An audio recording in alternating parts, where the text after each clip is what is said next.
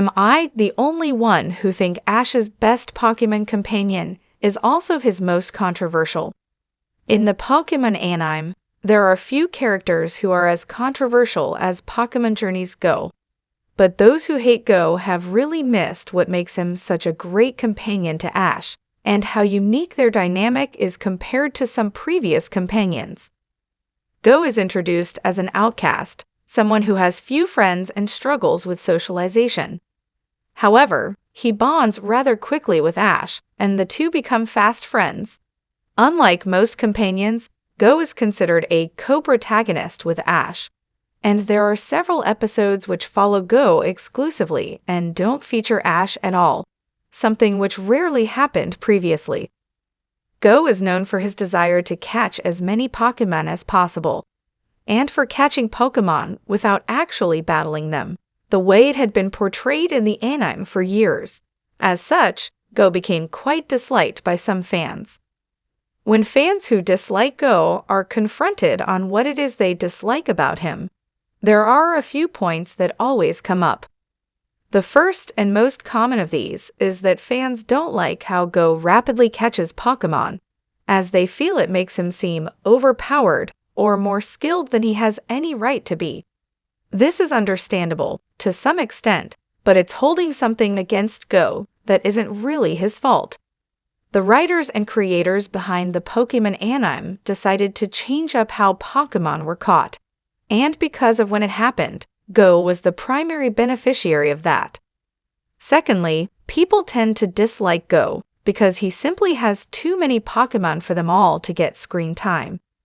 Again, this is somewhat understandable. Previously, Pokémon that were caught by main characters would get some degree of focus and development, but Go's Pokémon rarely do. In many ways, Go is a completely different kind of trainer than Ash, or any of the other companions he had traveled with. Rather than being like a coach for a Pokémon, raising and training it for battle, he's become more like a caretaker for a large amount of Pokémon. Finally, Go gets a lot of hate for stealing the spotlight. Since Go is considered a co-protagonist, he gets a lot more screen time than some previous companions did, and more focus on his personal goals than, say, a character like Brock or Celine did. Again, this isn't really Go's fault, it's the nature of the Journey's anime in general, and it's not as if he completely usurped the show from Ash. Both had their own journeys to go on which were treated as being of equal importance for once. Go, as is obvious from his name, was inspired by Pokémon Go, hence why he catches Pokémon without battling them, as you do in that game. Some fans hate Go just for being associated with Pokémon Go, which is incredibly unfair to him as a character. If anything, Go's depiction is more like how an actual player of the games will behave, catching whatever they see at any opportunity. Most players of even the mainline Pokémon games will have large collections of Pokémon, while only actually using a select handful. That's just the nature of the game, and it's illogical to hate Go for it. The criticisms of Go's Pokémon being underdeveloped due to there being so many of them are valid, but again, this has to do with a different way of presenting the story. There are plenty of episodes which are focused on Go caring for his collection of Pokémon at Professor Ceraisa's lab, so many of the Pokémon he catches do get to appear again. And it's not as if every Pokémon in the past has had equal characterization.